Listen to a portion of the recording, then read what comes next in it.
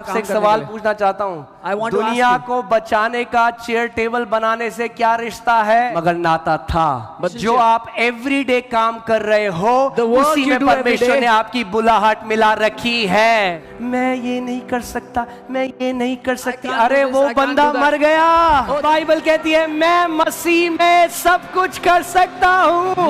अब आपको अगर किसी को लूटना है, आपको नहीं, अगर किसी को लूटना है, आप अच्छे लोग, आप नहीं लूट, अगर किसी को लूटना है तो जो रास्ते में खड़ा है उसको लूटेगा, या जो एक शेल्टर के अंदर है उसको लूटेगा, या जो एक किले के अंदर है उसको लूटेगा। कोई भी आशीष जो मेरा यीशु मुझे ना दे, मुझे नहीं चाहिए।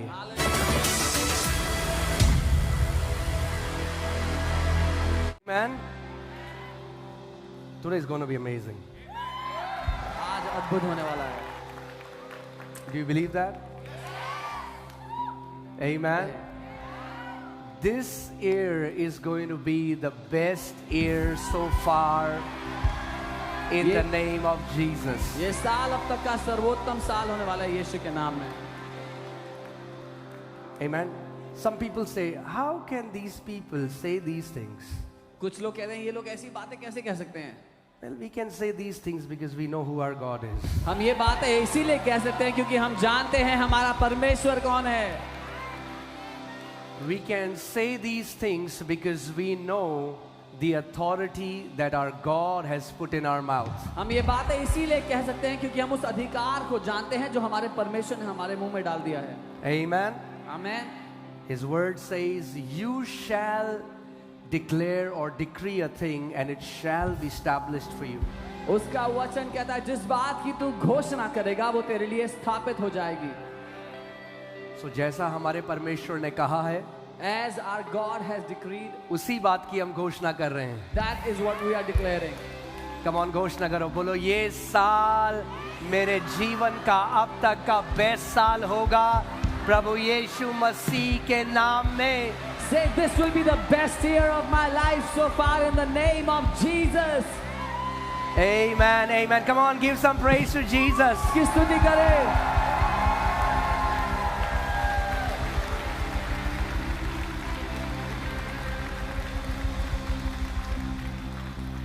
बहुत मजा आने वाला है। Enjoy this. It is my heart that you will fall in love with the word of God. ये मेरा हृदय है कि आप परमेश्वर के वचन के प्रेम में पड़ जाओ। That Bible will no longer be a religious book, but it will be your treasure. You will love it with all your heart. कि बाइबल एक धार्मिक किताब ना ठहरे पर आपका खजाना बन जाए, दिल और जान से आप उससे प्यार करने लगो। Amen. And as you dive deeper into God's word, you will see how beautiful it is, and how the author of the word, even though there were around 40 men who wrote, but it was the Spirit of God who inspired these 40 men. और जब आप उसके वचन में गहरा कूदोगे तो आप जानोगे कि 40 लेखक होने के बावजूद उन 40 लेखकों को प्रोत्साहित करने वाला एक ही पवित्र आत्मा था। आप जानते हैं हम किन समयों में रह रहे हैं?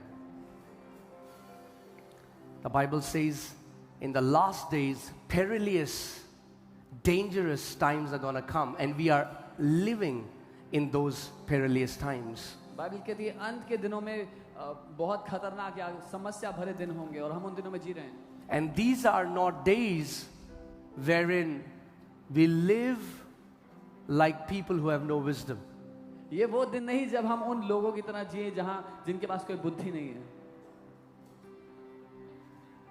ये वो दिन है जब हम मसीह के डील डॉल में बढ़ते जाएं और जड़ पकड़कर इतने मजबूत हो जाएं ताकि कितनी भी ताकतवर आंधी आए, तूफान आए, मगर आपकी नींव के 1 इंच को भी वो नहीं हिला सकेगी। These are the days where we take hold of Christ and His word, that we would be rooted, that no matter how strong a storm comes against us, it will not be able to shake us. Amen. Well, that's not the message that I want to share today, but some people were asking me, what do you say about the diet? What is our diet? So I want to give you diet for the children of God, okay? It applies to everyone. कुछ लोग पूछ रहे थे कि क्या diet हमें खानी चाहिए, तो मैं परमेश्वर के बच्चों की क्या डाइट होनी चाहिए वो देने के लिए आया हूँ। Our diet is, Jesus said, my food is to do the will of Him who sent me. That is our diet, to fulfill our Heavenly Father's will. यीशु ने कहा मेरे लिए भोजन है मेरे भेजने वाले की इच्छा को पूरा करना. This is our food. हमारे लिए यही खाना है. Amen. And are you enjoying the study of Ephesians? क्या आपको आनंद मिल रहा है उस इफिसियों की स्टडी में? मजा आ रहा है? Amen. Man, how rich and how amazing is the gospel of Lord Jesus Christ. कितना महिमा के धन से भरा और अद्भुत है सुसमाचार. The more we know Him, जितना हम उसको जानते हैं, the more we know how less we know Him. उतना ज्यादा ये पता लगता है कि हम कितना कम उसको जानते हैं. And the more we know how much we are loved by Him. और उतना ज्यादा ये पता लगता है कि वो हमसे कितना प्यार करता है, किस कदर प्यार करता है. Amen. And Apostle Paul says, one life we can never fathom the depth of His grace, the riches of His grace, Paulus Spirit, His mercy towards us. So it will take us eons, that means thousands upon thousands of years, to comprehend the grace of the Father. पौलुस प्रेरित कहते हैं कि एक जीवन थोड़ा है, एक जीवन काफी नहीं है अपने परमेश्वर पिता की महिमा के धन को, उसके अनुग्रह को, उसकी दया, उसकी करुणा को जानने के लिए हजारों हजारों साल लग जाएंगे. Amen. All right, let's just pray and then we will dive into the Word of हम God. प्रार्थना करेंगे और फिर वचन की गहराई में जाएंगे. Heavenly Father, we come before you in Jesus' name. स्वर्गीय पिता, हम आपके सामने प्रभु यीशु के नाम में आते हैं. We thank you because you are so good. हम आपको धन्यवाद देते हैं क्योंकि आप बहुत भले हैं. We love you because you first loved us. हम आपसे प्यार करते हैं क्योंकि आपने पहले हमसे प्यार किया. You chose us. आपने हमें चुन You लिया. called us. आपने हमें You बुला लिया. sanctified us. आपने हमें पवित्र You किया. separated us. आपने हमें अलग You किया. enabled us. आपने हमें क्षमता You the. filled us with your Spirit. आपने अपनी आत्मा से हमें भर दिया. In what can we boast, Lord? किस बात में हम घमंड कर सकते हैं प्रभु? Nothing. किसी भी चीज में नहीं. We are going to boast हम घमंड only in करेंगे this thing केवल इस बात में that we know you कि हम आपको जानते हैं and we are called by you और आपने हमें बुलाया है and you chose us और आपने हमें चुन लिया है and we praise you. और हम आपकी स्तुति करते हैं, We bless you. आपको ब्लेस करते हैं. Father, पिता, breathe life जीवन को फूके हमारे ऊपर. in this session's study on the Psalms 91. इस सेशन में भजन 91 की. Holy Spirit, you are our teacher, you are our guide. पवित्र आत्मा हमारे शिक्षक और हमारे मार्गदर्शक. Teach us, हमें सिखाएं, lead us, हमारी अगुवाई करें. reveal the Son of God to us. परमेश्वर का पुत्र हम पर प्रकट करें. In Jesus' name we pray. यीशु के नाम में हम प्रार्थना. Amen. Amen. Hallelujah. Hallelujah. Come on, you can be seated. आप बैठ सकते हैं.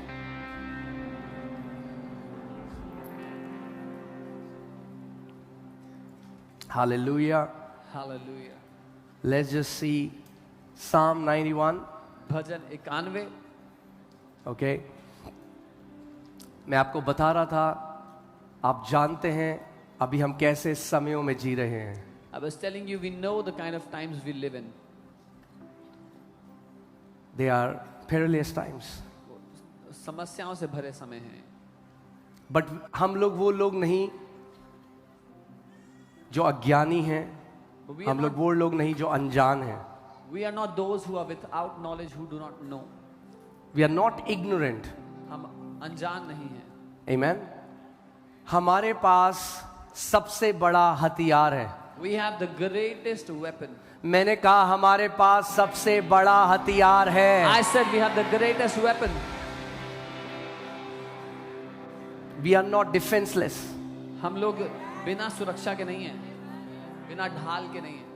The Bible says the weapons of our warfare are mighty to tear down every stronghold in Jesus' name. Bible कहती है जो हमारे हथियार हैं वो शक्तिशाली हैं, महान हैं, सारे दृढ़ गढ़ों को ढा देने के लिए. Amen. So no matter what happens, चाहे कुछ भी क्यों ना हो, this psalm is going to protect you. ये भजन आपकी सुरक्षा करेगा. It is going to protect you. It is going to protect your family. आपकी और आपके परिवार की सुरक्षा करेगा।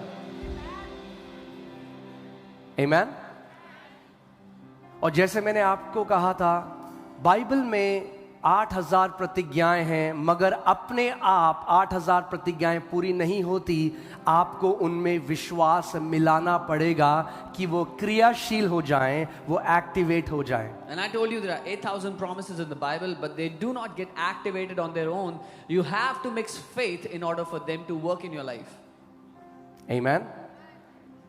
अगर ऐसा होता तो हर एक मसीह के जीवन में हमें सेम रिजल्ट दिखते।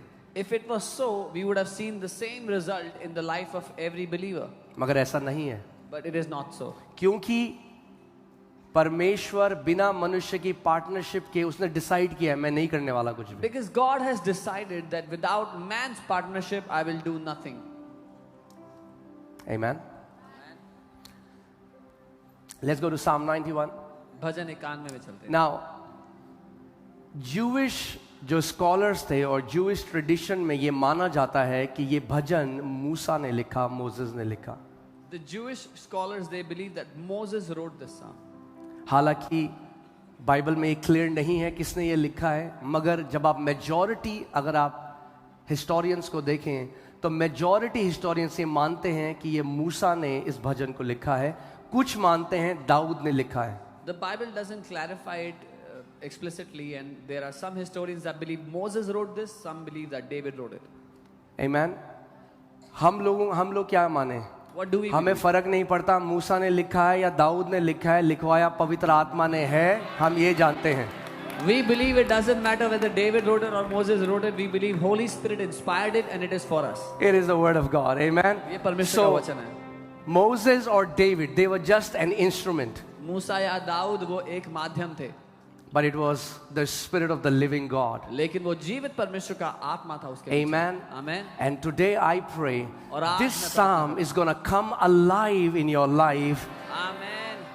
and it will be a refuge for you and your family till your last breath. ये भजन आज आपकी जिंदगी में जीवित हो जाएगा और आपके और आपके परिवार के लिए एक शरण स्थान ठहरेगा आपके अंतिम सांस तक, यीशु के नाम में। Okay, all right, so let's go.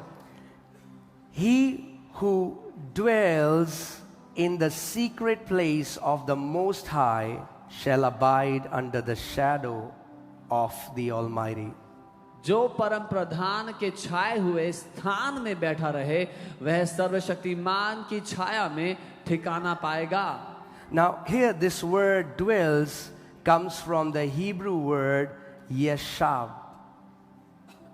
यहाँ जो बैठा रहे जो शब्द है वो यशा शब्द से आता है। It means to remain, इसका मतलब है ठहरे रहना, to lodge, बने रहना, to take residency. या घर बसा लेना। हाँ, आप सोचो आप घूमने के लिए जाते हो, आप सिंगापुर चले गए घूमने के लिए। Imagine you went to Singapore to 4 दिन 10 दिन, for क्योंकि 4 आपको days, पता 10 है मुझे वापस आना है। days. Because you knew you had to come back.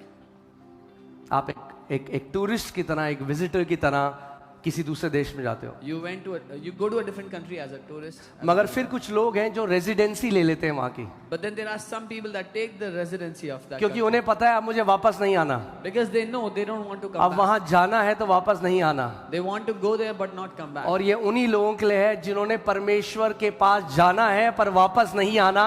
इन्होंने रेजिडेंसी ले ली है परमेश्वर के साथ। This is for those who have to go to God and not come back. They have taken permanent residence with Him. Amen. Amen. They don't treat him like a motel or a lodge that they check in and they check out. They know now my God is my dwelling place. वो परमेश्वर के साथ एक hotel की तरह व्यवहार नहीं करते कि चेक इन किया चेक आउट किया, पर उनको पता है कि ये मेरा परमानेंट निवास स्थान है, हमेशा का घर है। Amen. It means to move to a place and stay there. इसका मतलब है एक जगह जाना और वहां बस जाना। ये अंतर है। बहुत सारी भीड़ आ जाती है, वो देखते हैं, हम ट्राई करते हैं, हम यीशु को भी देख लेते हैं, हम सबको देख रहे हैं तो यीशु को भी ट्राई करते हैं। ये उन लोगों के लिए नहीं लिखा है, ये उन लोगों के लिए लिखा है जिन्होंने जान लिया है मेरा यीशु मेरा धाम है, मेरा शरण स्थान है और मैं जीवन भर उसमें रहूंगा।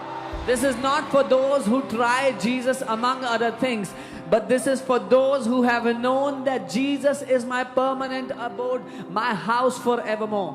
Amen. That's why the Bible says they dwell in the secret place. इसीलिए बाइबल कहती है कि वो उसमें बैठा रहे, उसमें ठहरा रहे. Among all the meanings of this word, a meaning that I really love was one of the meaning here is to marry.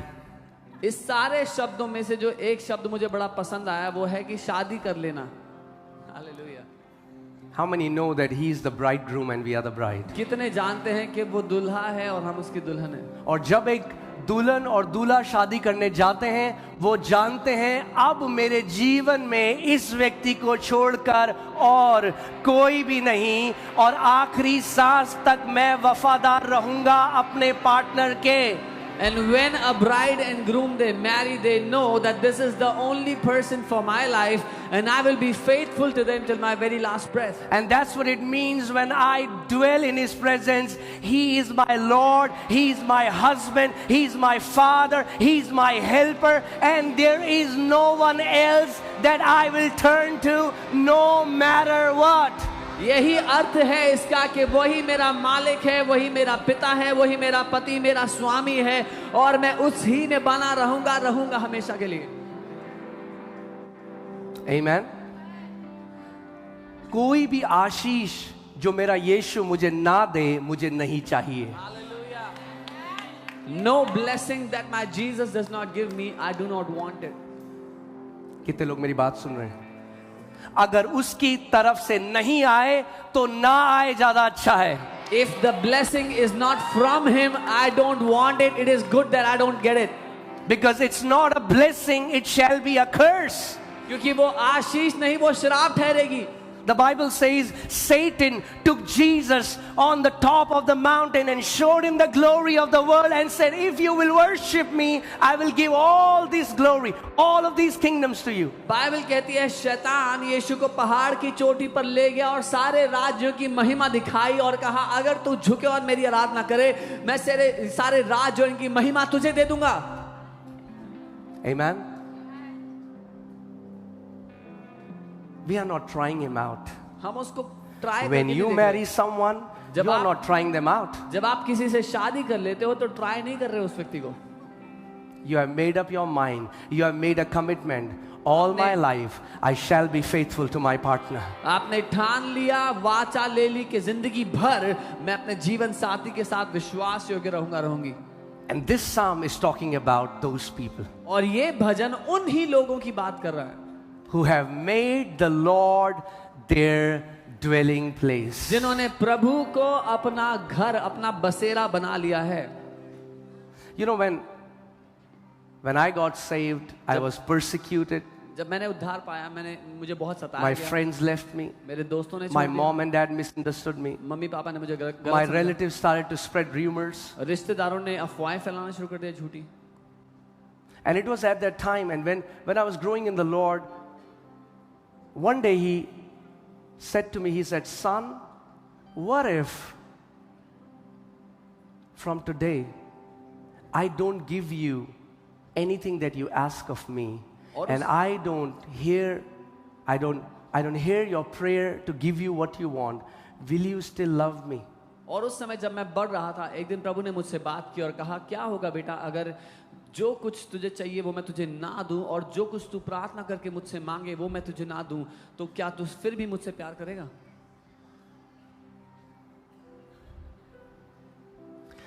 We have not just gathered for what we can get from Jesus. We have gathered for Him. For Him. For Jesus. He is our portion. He is our Lord and He is our treasure. हम सिर्फ इसलिए इकट्ठा नहीं हुए कि हम उससे क्या पा सकते हैं, लेकिन हम उसके लिए इकट्ठा हुए हैं क्योंकि वो हमारा धन, हमारा खजाना है. Amen.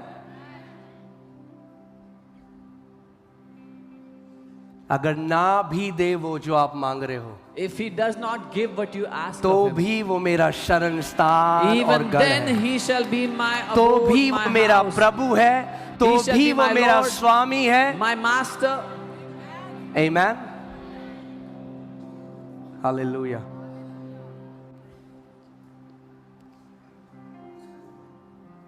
Hallelujah.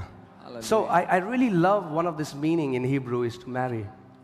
इब्रानी का जो एक अर्थ है इससे शादी कर लेना मुझे बहुत पसंद आया. So hear this. Psalm 91 is not for casual believers. भजन 91 गुनगुने विश्वासियों के लिए नहीं है. Because बाद में जो आयतें लिखी हैं सुरक्षा की, सबसे पहली आयत कह रही है जो उसके परम प्रधान के छाए उनके साथ आगे की चीजें होती हैं.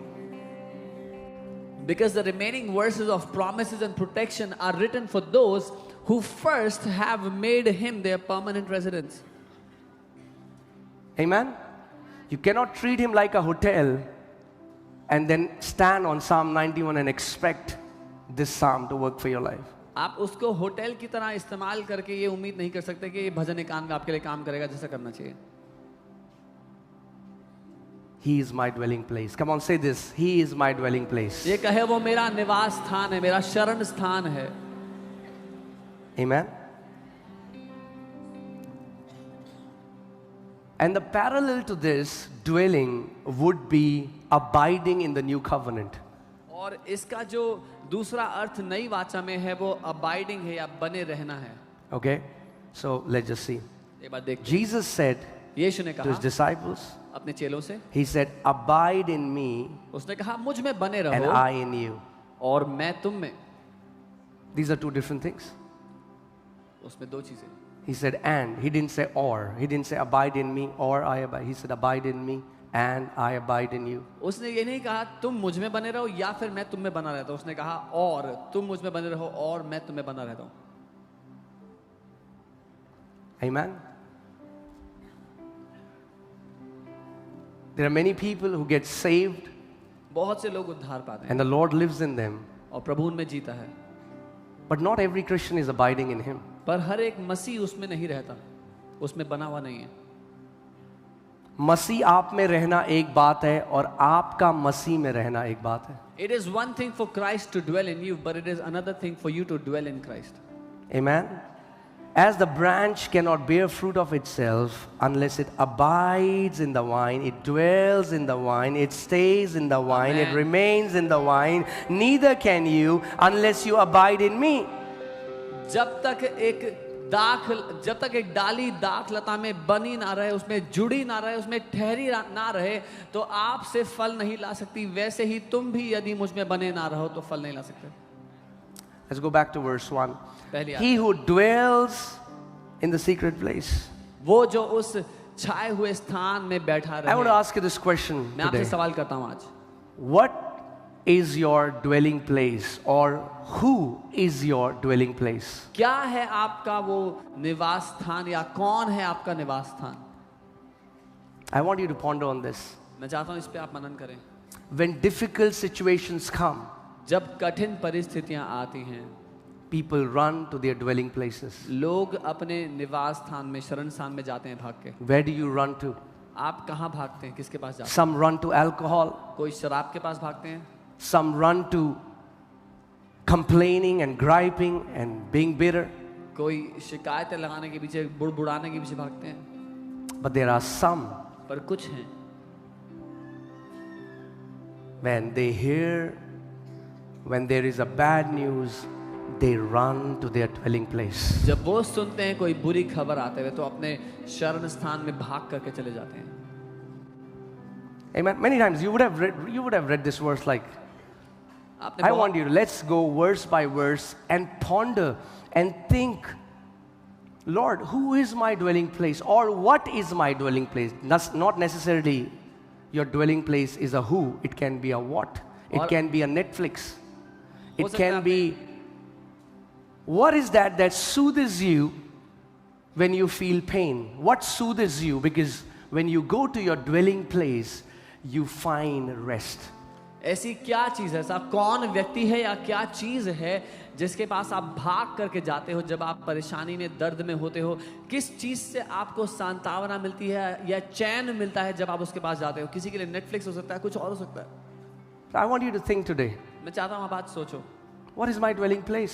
मेरा वो निवास Where स्थान do क्या I है? dwell most of my time? मैं ज्यादा समय कहाँ बिताता हूँ? Okay? Let's look at this word, secret place.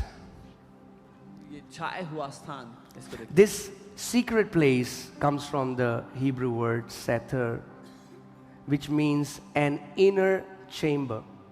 ये जो छाया हुआ स्थान, जो गुप्त जगह जो शब्द है, ये सेतर यानी कि एक भीतरी चैम्बर उससे आता है। You know, a place of secrecy. एक गोपनीयता का स्थान।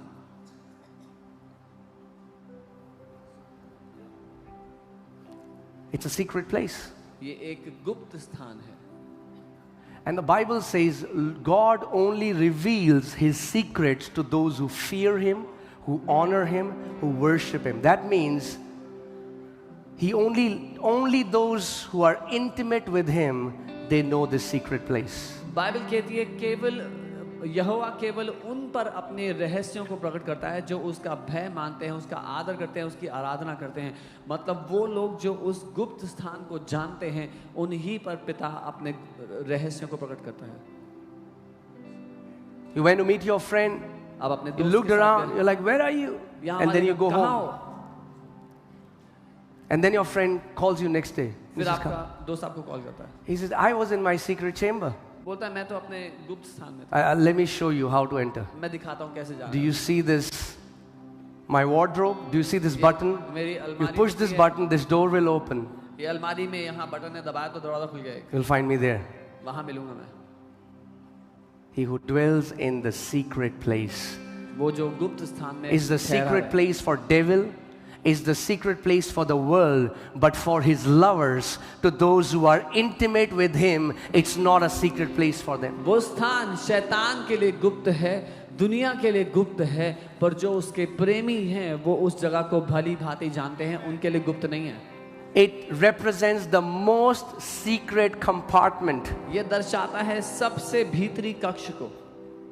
Come on. Amen. You went to meet someone and किसी से मिलने गए।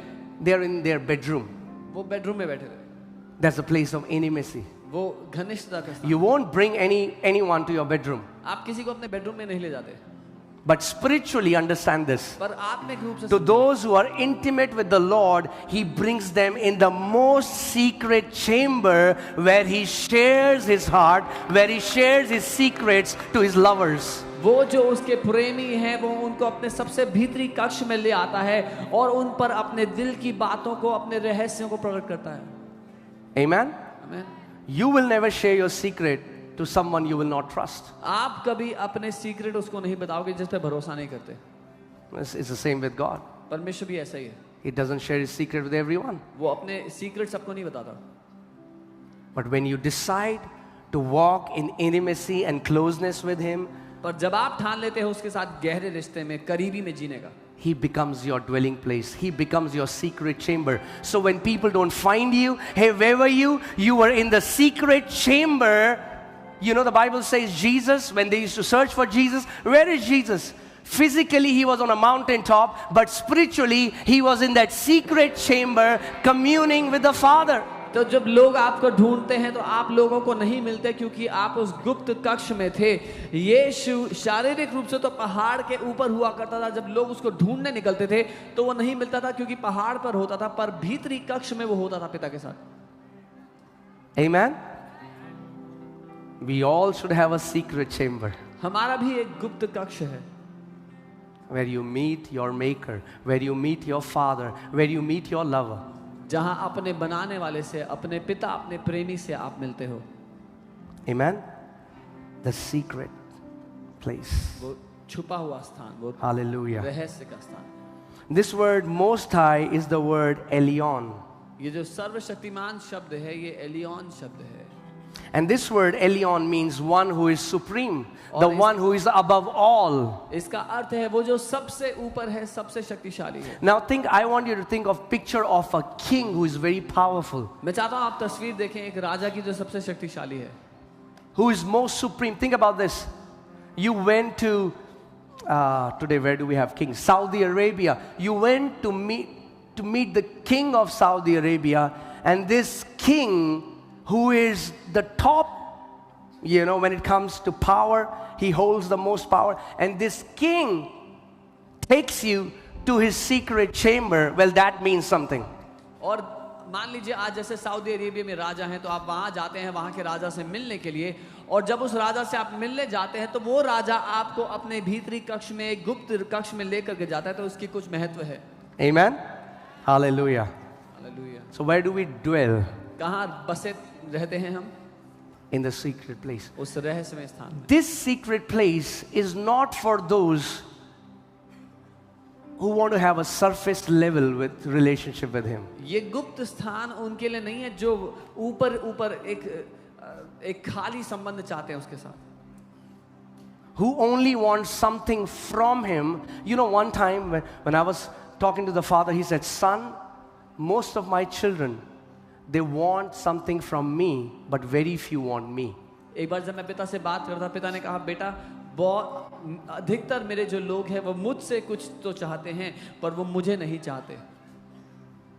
Can you think about this? You have a friend, you have friends, and you know the reason they are your friends is not because they like you or they want you, but because they know that they can get something from you which they cannot get from somebody else. You know what? You hate that feeling of being used. और सोच के देखिए, अगर आपके आसपास ऐसे दोस्त हों जो आपको पता है कि आपसे प्यार नहीं करते, उनको आप नहीं चाहिए, पर आपके पास जो संपत्ति है या जो उनको मिल सकता है फायदा वो चाहिए, तो ऐसे दोस्त होने से भी आपको नफरत होगी। Amen.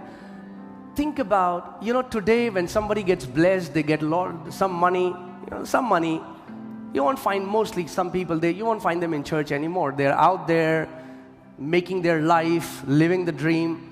But look at David, he was the king, had access to all the wealth of a country, to billion and trillion of dollars, and he says, as the deer pants for water, so my soul longs for you, Lord. Somebody who has access to all the wealth, somebody who has access to all the power, he is the king of a place, but he desires to be in the presence of God more than anything else. आज विश्वासियों के पास थोड़ा सा पैसा आता है प्रभु को, और प्रभु के घर को छोड़कर दुनिया में चले जाते हैं, लेकिन दाऊद एक देश का राजा होने के बावजूद, लाखों करोड़ों डॉलर्स की संपत्ति होने के बावजूद, वो कहता है जैसे हिरनी पानी के लिए तरसती है, प्रभु मैं तेरे लिए तरसता हूं, तेरे लिए प्यासा हूं। वो जो सारी संपत्ति का मालिक है वो परमेश्वर के लिए प्यासा है।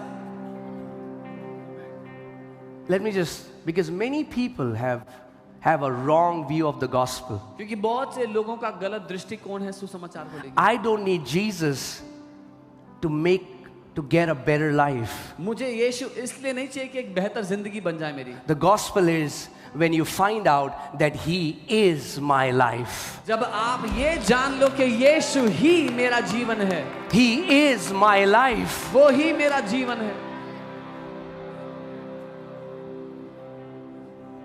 Amen. Yes, he's a father. हाँ, वो हमारा पिता है। As a father, as your earthly father did everything for you, he will do everything for you. He will heal you, he will love you, he will bless you. Yes, he will give us all the things, but what I'm saying is that's not why we are after him. We are after him for him. He is our prized possession. He is our treasure. He is all that we are after. जैसे आपका शारीरिक पिता आपसे प्रेम करता है, आपके लिए सब कुछ मुहैया करता है, सारी जरूरतें पूरी करता है, उस तरह से वो जो पिता है वो भी हमारे साथ सारी चीजें पूरी करता है, लेकिन हम उसके साथ इसलिए नहीं है, हम उसके लिए हैं। Think about these two scenarios. ये दो परिस्थितियों के बारे में सोचो। You know, that's why people today, they have this allegation against us in India. What is happening? Masses are coming. So what are they saying? Oh, these people are only going for, इनका visa लग जाता है, ये ठीक हो जाते हैं. A generation has to rise up and tell people, even though our God heals, even though our God blesses, but that's not the main thing why we are following Jesus. We are after him because of him. It's Jesus Christ that we love. He is our treasure. He is our prize. He is all that we are after. This is the allegation people put against the church and the people, that they go there because they get healed or they get blessed. हाँ, हमारा परमेश्वर हमें चंगा करता है और हमें bless भी करता है, लेकिन हम इस कारण उसका पीछा नहीं करते। हम इसलिए करते हैं क्योंकि वो हमारा खजाना है, वही हमारे लिए सबसे जरूरी संपत्ति है।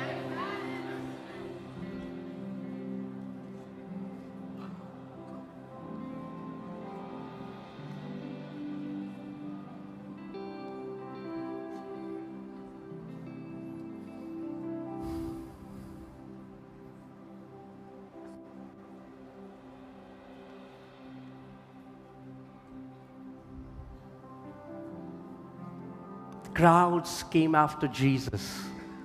Crowds. भीड़ की भीड़ यीशु के पीछे आई, Because they wanted to eat the miracle bread. क्योंकि वो चमत्कार And की there's रोटी nothing खाना wrong with चाहते that. हैं। उसमें कोई गलती नहीं। Jesus fed those people. There is no condemnation. Please hear my heart.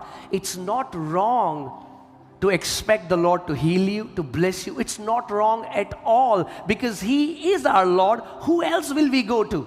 यीशु ने भीड़ को खिलाया क्योंकि उनसे प्यार किया, उन पर तरस किया, और कुछ गलत नहीं है प्रभु से कुछ लेने की उम्मीद करके आना, क्योंकि वही तो हमारा प्रभु है। अगर वो चंगा नहीं करेगा, अगर वो जरूरतें पूरी नहीं करेगा, तो कौन करेगा? But my question is, लेकिन मेरा सवाल है, why does this happen that when the crowds come and they get healed, they never come back to Him? पर ऐसा क्यों होता है जब भीड़ की भीड़ आती है और चंगे हो जाते हैं, फिर उसके पास वापस नहीं आते? Do you have any idea how many people have got healed in this church? आपको कोई अंदाजा है इस चर्च में कितने बीमार लोग चंगे हुए हैं? If all of them would be here right now, we will be more than 30,000 people. अगर वो सब लोग यहाँ होते तो अभी हम 30,000 से ऊपर होते। Jesus healed 10 lepers and only one came back to give Him thanks. यीशु ने 10 कोढ़ियों को चंगा किया और सिर्फ एक वापस आया थैंक यू बोलने के लिए। So before I continue, I want to ask you to think today, why am I here? Why am I in this church? Why am I following Jesus? What's my main desire? तो आज मैं आगे बढ़ने से पहले आप लोगों से ये कहना चाहता हूँ, एक बार सोचो और बोलो, क्यों मैं यहाँ पर हूँ, क्यों मैं यीशु के पीछे चल रहा हूँ, क्या है मेरा मेन मकसद? If you look at the cross, अगर आप क्रूस की ओर देखो, Him hanging there naked वो जो क्रूस पर नंगा लटका दिया गया for you and for me. आपके और मेरे लिए। The Bible says His appearance was so marred because of beating that He didn't even look like a human being. Bible कहती है मार मार कर उसकी ऐसी दुर्दशा हो गई कि वो दिखने में इंसान भी नहीं लग रहा था। Can you imagine somebody has been beaten so much that they don't look human? He looked like a piece of flesh hanging on the cross. आप कल्पना कर सकते हैं मार मार कर उसकी ऐसी दशा थी कि वो मनुष्य नहीं लेकिन मांस का एक लोथड़ा लग रहा था उस क्रूस पर। I want to ask you, what if He will not give us anything that we want? Is Jesus crucified enough for us to follow Him all the days of our life? क्या होगा अगर यीशु ने हमें कुछ भी ना दिया, तो क्या उसका क्रूस पर चढ़ाया जाना हमारे लिए बहुतेरा है कि हम जिंदगी भर उसके पीछे चलेंगे? What did the apostles get? क्या मिला प्रेरितों को? They were martyred, they were tortured.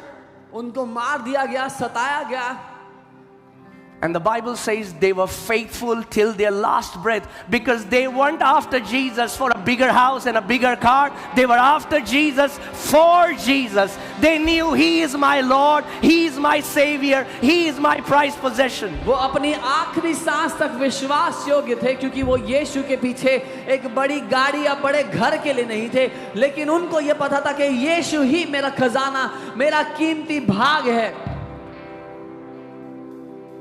Amen. And the crowds, they get offended and they walk away. The crowds got offended hearing a hard teaching. The crowds will come for miracle, but when things become hard to follow Him, crowds will turn back and walk away because they never wanted to follow Him. They just wanted to eat a miracle from Him. और भीड़ जब उसके पास आई थी चंगे होने के लिए, जब यीशु ने कठोर शिक्षा दी, तो भीड़ नाराज होकर मुड़कर वापस चली गई, क्योंकि वो चमत्कार की रोटी खाना आए थे, लेकिन उनको यीशु नहीं चाहिए था। I'm telling you before God, and I'm not saying this to show on anything. I'm just telling you my heart. I tell the Lord, if this ministry corrupts my heart, takes me away from your presence, I don't want this. I don't want this ministry. I don't want it. Because in the end, I want to stand before you that I finished my race well. I was faithful till my last breath. और मैं प्रभु से कहता हूँ, अगर ये सेवकाई मेरी दौड़ में ध्यान भटका देती है, आपसे मेरी नजरें हटा देती है, तो मुझे सेवकाई नहीं चाहिए, क्योंकि मैं आखिरी सांस तक आपके प्रति विश्वास योग्य रहना चाहता हूँ। प्रभु, This should be our prayer. Lord, I don't want anything that is not given by you. ये हमारी प्रार्थना होनी चाहिए कि प्रभु मुझे कुछ भी ऐसा नहीं चाहिए जो आपने नहीं दिया है।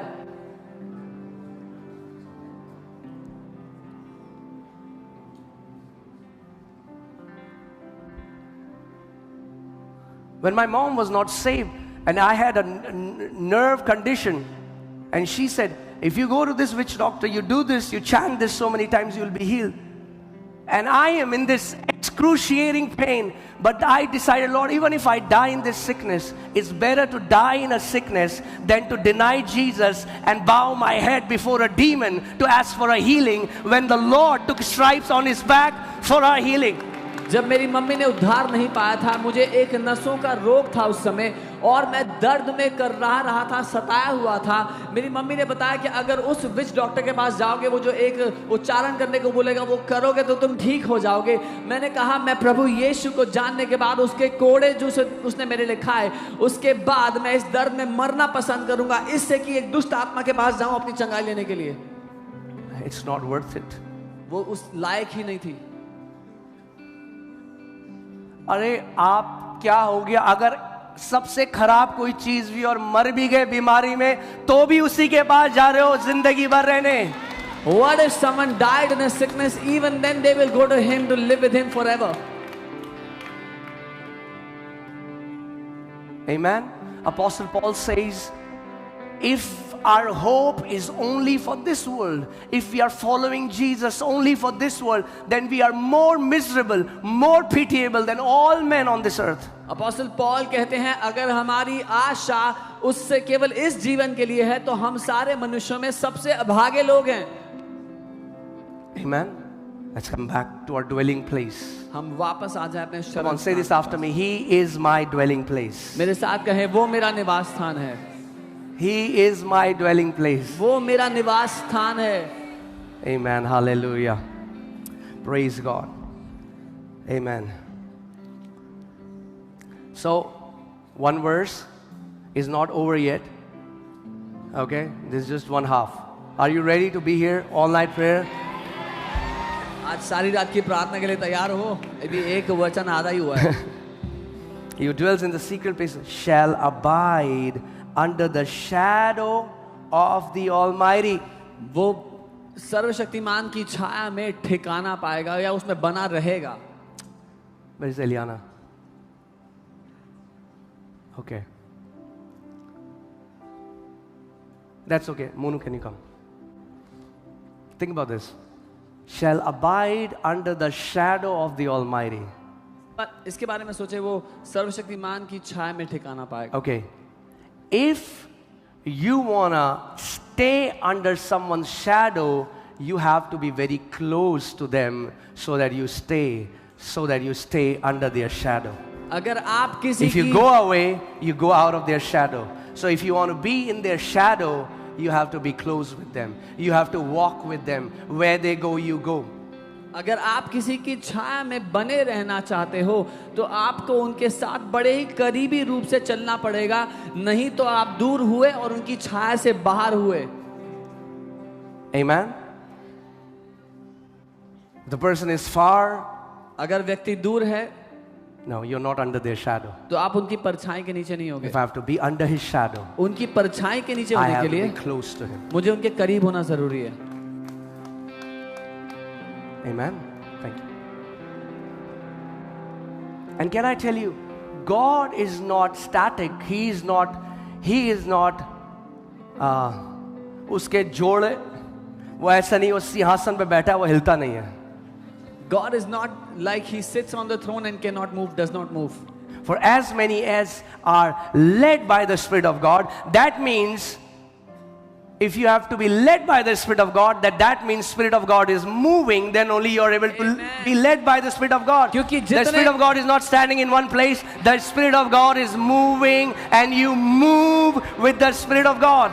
जितने लोग आत्मा के चलाए चलते हैं, वे परमेश्वर के पुत्र हैं। इसका मतलब परमेश्वर का आत्मा एक जगह रुका हुआ ठहरा हुआ नहीं है, वो आत्मा चल रहा है, और जितने उसके साथ चलते हैं वो उसके पुत्र हैं। Amen. That's why it's a living relationship with him. इसीलिए एक जिंदा रिश्ता है उसके साथ। It's not like we have a code, 10 code of conduct written, and if you You say the same thing today, you say the same thing 40 years. No, every day He's going to talk something fresh. He's going to reveal something fresh. Because as He was leading Israelites out of Egypt into the promised land, so He is leading you towards your destiny so that you will fulfill your race. और ऐसा नहीं कि 10 बातें हैं, आज भी यही बोल रहे हैं, 40 साल बाद भी यही बोल रहे हैं, लेकिन वो परमेश्वर का आत्मा एक ताजी रोटी आपको देता चला जाएगा। जैसे इजरायलियों को उसने चलाया, इतने साल आपके साथ चलता चला जाएगा। Amen. He isn't a dead God. वो एक मरा हुआ ईश्वर नहीं। Do you know, the Lord said to Israelites, I was walking with you in wilderness. परमेश्वर ने इजरायलियों से कहा, मैं तुम्हारे साथ मरुस्थल में चल रहा He's not a God who says, hey Israelites, I've delivered you, now I'll see you in the promised land. वो ऐसा परमेश्वर नहीं जो कहता है, इजरायलियों मैंने तुम्हें छुड़ा दिया है, अब मिलते हैं उस वायदे के देश में। Figure out the way. कैसे पहुंचना है खुद पता लगाओ। Use Google Maps. Google maps use कर लेना। Can I tell you, Google Maps and ChatGPT, no matter how awesome they are, they cannot show you your destination and they cannot take you towards your journey. Google maps और chat GPT कितने भी अच्छे क्यों ना हो, आपकी मंजिल आपको ना तो दिखा सकते हैं ना ले जा सकते हैं उस तक। It is in the secret place Come on. when you abide under His shadow, and your goal is not to go somewhere, reach somewhere. Your goal is to stay in His shadow, because where He goes, you go, and side by side, step by step, He's taking you towards your promised land. He's taking you towards your call. क्योंकि उस गुप्त स्थान में जहां आप उसकी परछाई के नीचे बने हुए हो, आपकी मंजिल, आपका उद्देश्य कहीं जाना नहीं है, उसकी परछाई में बने रहना है। तो जहां वो जाता है, आप एक एक कदम करके उसके साथ जाते हैं, उसके साथ बने रहते हैं। Amen. So even in the wilderness, you're looking at Him. When I'm saying wilderness, I mean when there is trials, when life is hard, then also you're looking at Jesus. You're looking at Jesus. You're under His shadow. And when He brings you to the promised land, where now you're not sick, you don't lack, but then also our eyes are not in the promised land, our eyes are still on Him, because He is our reward. और जब वो मरुस्थल, वो कठिन परिस्थितियां भी होती हैं, तब भी आपकी नजरें यीशु पर ही हैं, क्योंकि आप वायदे के देश जाने का प्रयास नहीं कर रहे हो, आप उसकी छाया में बने रहने का प्रयास कर रहे हो। वो हमारा शरण स्थान है। Amen. Are you getting it, church?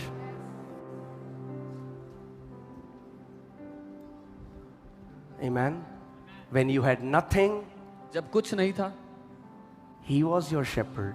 वो आपका चरवाहा था। When you have everything, जब सब कुछ है, He still is your shepherd. अभी भी वो आपका चरवाहा ही है। My shepherd doesn't change from Him to my bank balance now. मेरा चरवाहा उससे हटकर मेरा बैंक बैलेंस नहीं होता। Do you know, every believer is tested in these two things. Every believer. आपको पता है, हर एक विश्वासी इन दो चीजों में परखा जाता है। Your heart is tested in these two things. आपका दिल इन दो बातों में हमेशा परखा One, जाता when है। you have nothing. पहला, जब आपके पास कुछ नहीं And can होता। I tell you, और बता दूं, almost all the believers pass this test with flying colors. लगभग सारे विश्वासी ये वाला टेस्ट अच्छे मार्क्स से पास कर लेते हैं। Because when you have nothing, क्योंकि जब कुछ नहीं है, you go to His presence. तो उसकी उपस्थिति में जाते Where हैं। else, where you look?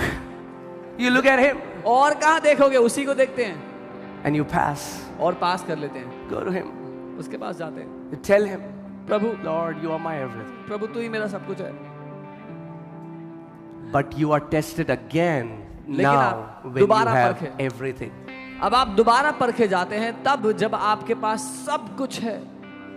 Now when you have everything, now many people's, their affection, their desire, when the zeros in their account increase, the affection slowly starts move towards the direction of their bank account. More the zero, more their inclination towards the account. अब जब लोगों के पास सब कुछ आने लगता है, तब उनका जो स्नेह है, उनका जो प्रेम है, वो प्रभु से हटकर उनके बैंक अकाउंट में कितने जीरो जुड़ रहे हैं उस पर जाने लगता है।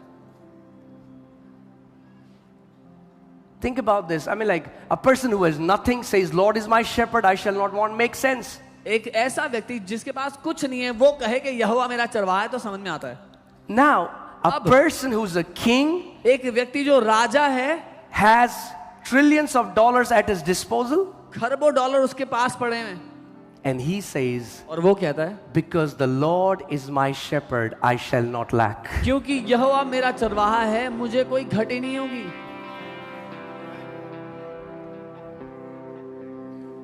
You know, I was in Europe and I was telling Europeans, because they think this message is only for the third world countries. Look, I said, look what is happening now. You don't know, suddenly our wealth is, we cannot have our confidence in the wealth. We cannot have our confidence in all these things. Our refuge, our confidence should always be in the Lord of glory, the one who called us, who loved us, who chose us, who cleansed us. मैं Europe में था और Europeans को ये संदेश सिखा रहा था, क्योंकि उनको लगता है कि ये संदेश पिछड़े हुए देशों के लिए, थर्ड वर्ल्ड कंट्रीज के लिए ही है. लेकिन मैंने कहा we don't need faith. कि हमें विश्वास की we don't need faith in God. हमें प्रभु पे विश्वास की जरूरत नहीं है. हम तो बड़े धनी हैं. We don't lack anything. हमें किसी बात की कमी नहीं है, वो सोचते हैं. And then one war, लेकिन एक युद्ध हुआ, सब कुछ खराब हो गया. Look at what happened in LA recently. All these people, super rich, prosperous, one fire and everything that they have is destroyed. वो सारे लोग जो धनवान थे और एक आग आई LA में और सब कुछ नाश हो गया. That's why Bible tells, Paul tells Timothy, who is the pastor of this church, and he tells, tell the rich people in your church, don't trust in uncertain riches. इसीलिए पौलुस जो टिमोथी से कहता है, जो एक चर्च का pastor है टिमोथी, उसको कहता है कि जो तेरे चर्च में धनवान लोग हैं उनको कह दे, अस्थाई धन पर भरोसा मत रखना. Amen. Thank you for this thundering silence. घंघोर सन्नाटे के लिए धन्यवाद. Amen. Hallelujah.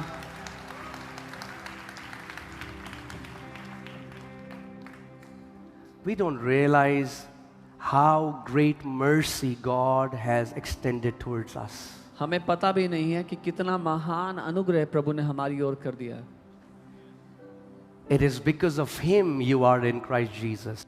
उसी के कारण आप मसीह यीशु में हो. 8 billion people and He chose us. 8 billion लोगों में उसने हमें चुन लिया.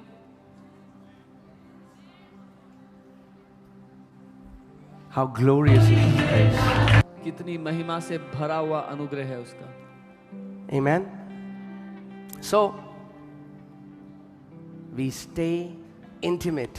हम घनिष्ठ गहरे संबंध में रहते हैं. So we abide under His shadow. ताकि हम उसकी परछाई के नीचे बने रहें.